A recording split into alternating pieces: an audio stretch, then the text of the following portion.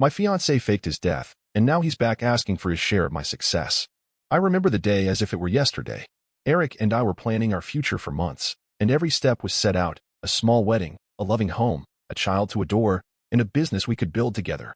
He was my first love and my best friend, cherishing every moment spent together, but all that just suddenly changed. Late one evening, I received a call that Eric had been in a car accident. I felt my heart drop as the person on the other end explained in detail that his car had gone off a bridge and that search and rescue teams were doing everything they could, yet the chances of finding him alive were slim. Days turned into a surreal nightmare.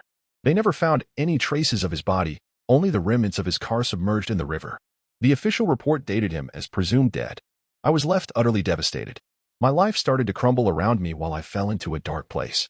Friends and family rushed to my side in an attempt to console me, but nothing could fill the void that Eric left. Many months passed, and I began to float through life as a ghost, struggling to even survive. The dreams we built together, starting a business, our life together, faded away into mere ashes in the wind.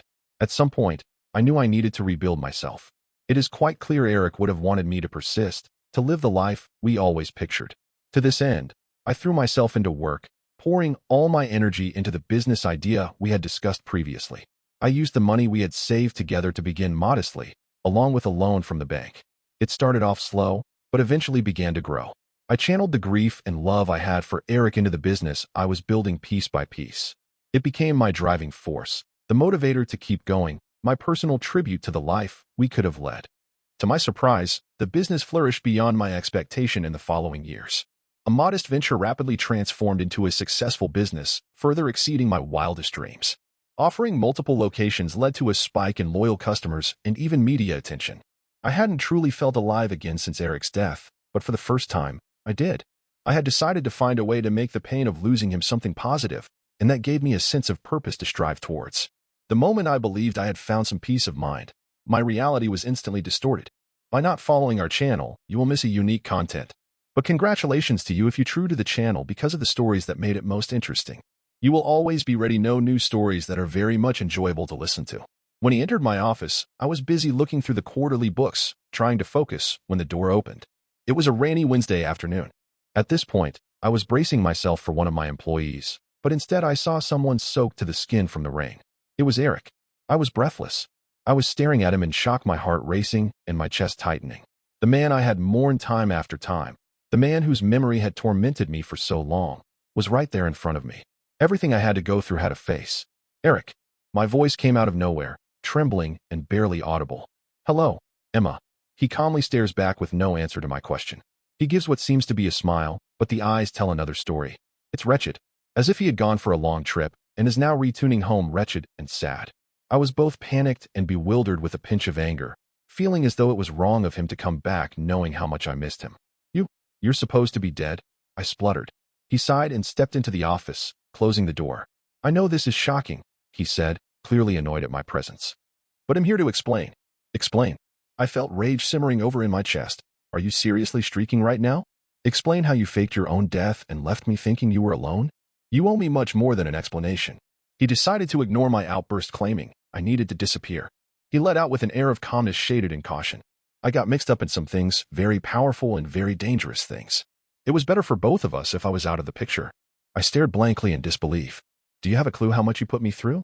Do you know what I had to come to terms with in order to be honest? I grieved for you, mourned you, and literally built a life from the ashes that you've left behind. I know, he comforted me in a steady monotone voice, just like you. I set cash onto the whole thing too, and did well for myself. Realistically speaking, I think you did the best out of all of us. The utmost indifference in his remark did not sit with me. There was a little something in the corners of his eyes that brought chills down my spine. Why are you here, Eric? The draft begging to escape me as I furiously asked. What the fuck do you want? He leaned forward, staring deadpan straight into my eyes. I am here to collect what is owed to me, he simply stated. I blinked, replaying his words in my mind to fully grasp what he had said. Your share? I echoed, concern infecting my sentence. You faked your death, which meant you abandoned me, and now you think you have a piece of the business that I built all by myself? Technically, as he said this, he shrugged with an air of apathy. That was the plan, but you did take the money we saved and put it to good use. While I was out, I am entitled to what's rightfully mine. The rage inside of me flared. I wanted to scream at the man who shattered my life in one go and took a gall of all the accomplishments I had earned. I felt like throwing him out of my office, but instead kept calm. You've been gone for 3 years, Eric. You were declared dead. So, legally, you don't have any claim over this. He smiled, a smile that was far too cold, almost like he was planning something sinister. That's where you're incorrect, he said, before pausing to emphasize his next point. I've done my research and I know how the business is structured, how the initial capital was raised. You could use the argument that this was a joint venture, but if you do, everything is shared, not just the starting assets. If I take this to court, well, let's just say it can get very hairy. My stomach felt uneasy and churned uncontrollably. He was right. To be fair, the initial investments had been made by the both of us. If he wanted to use this as leverage, my business would probably be stuck in a courtroom for years. The scandal in itself would destroy everything I had painstakingly constructed. I asked you if you think you can just walk back into my life and take control over relationships without any consequences, I asked. Do you expect me to fork over even a dime after everything you have put me through? He shrugged again, much to my supervision. I'm merely stating what is a normal request. I don't have anything at this moment, Emma. I'm looking for a way out, and this is the best way for both of us to move on. I had the desire to slap him across the desk. I wanted to scream at him for the pain he brought upon me. But instead, I slowly inched toward thinking. Eric is a master at playing head games. He always had been and always will be even before his so-called death. He was a pro at manipulating situations and he'd been crafty enough to plan this for a long time. I wanted to buy some time for myself. I couldn't let him box me in like that. Fine, I said through my teeth. A week to think about your proposal. His narrowed a little, as though to analyze my honesty. A week, he echoed. Fine, but make sure you do not waste too much of it. I have other obligations. He rose, gave me one last look, and walked out of my office just like he had walked in, leaving me with a storm of feelings. I was sitting there for what felt like an eternity, trying to untangle what I had just experienced. Eric was not dead. He faked his death, abandoned me, and now saying he would return and ruin everything I had worked for. But 3 years had passed, and I was not that anymore. I was not this trusting woman who accepted everything he told her. I had been able to live through his so-called death and came out stronger. And I cannot let him destroy my life yet again. I knew the things I had to get done needed to be done now. I had to save my business and my life from his claws. I had to come up with the plan in a week. In the next few days, I was busy trying to get things done. I needed to find myself a lawyer. I asked around and found Lisa, a high-stakes defense attorney whom everyone recommended. I walked her through the entire situation, as painful as it was, from the so-called death of Eric to his reappearance, along with what his demands were. She judged nothing, just took notes and asked meaningful questions. I think what we have to do now is so we are proactive with this matter, Lisa replied to me when I was done. On the surface, he might seem to have a case, but it is weak. The fact that he pretended to die makes it difficult. If his death was indeed staged, then we can use that to strengthen our defenses. What is the game plan? I asked. After coming this far, I surely did not want to be trapped. Let's begin by looking into how he has disappeared. She said, there has to be a paper trail. People do not just disappear without a trace. We'll explore his financials, his movements immediately before the accident, and every single contact he might have had. If we get this proof, we can get the upper hand over him. I found the last part to be strangely plausible and managed a faint smile. For the first time since Eric's reappearance, I feel like I have a fighting chance. Let's do it, I said firmly. I'll get my team on that immediately. Lisa said. They will search every record possible for evidence that would suggest that Eric had fabricated his death and bring it to me. I also hired a private investigator, someone who could look into the more sensitive and unknown facets of Eric's life. Every day that passed brought us closer to the deadline Eric had set, and we did not have a single second to waste. During everything, I was trying my best to maintain my image. I kept my business running, attended meetings, and had everything appear normal. But emotionally, I was a mess. I panicked every time the phone rang or when someone knocked on my office door, because I expected Eric to come in and ask for an explanation. I had no clue how long I could maintain this act.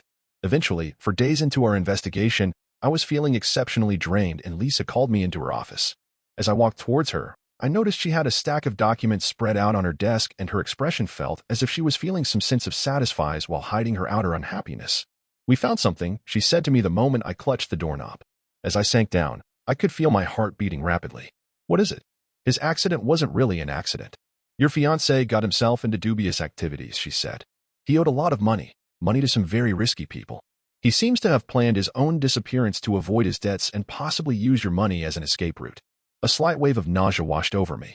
So, he staged his death to get away from his problems? Yes, Lisa replied. But that's not all.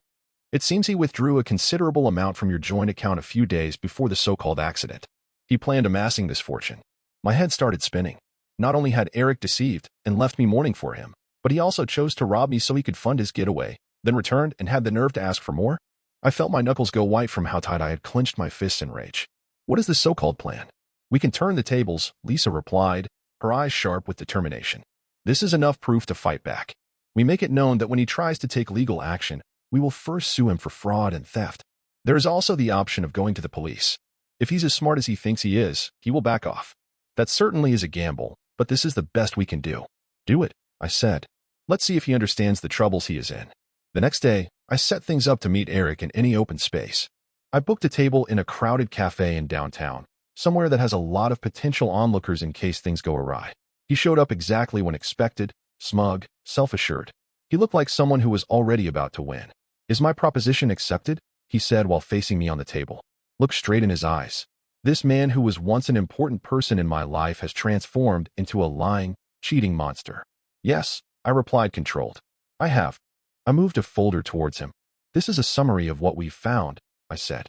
It includes your debts, your disguise, and the money you emptied from our account before you died. Now, it is evident he is no longer calm. He became pale as he leisurely opened the folder and skimmed through the pages. For the first time, his confident demeanor seems dismantled. If you follow through with this, I added, my intent is to pursue a countersuit for fraudulent misrepresentation. We'll take the case to litigation, and we'll report this matter to the proper institutions. You may even be subject to criminal prosecution. Is this what you prefer, Eric? He lifted his head to look at me, showing a furious expression. Do you think threatening me is a wise course of action? He said in an angry whisper. Not at all, I replied while shifting my body toward him.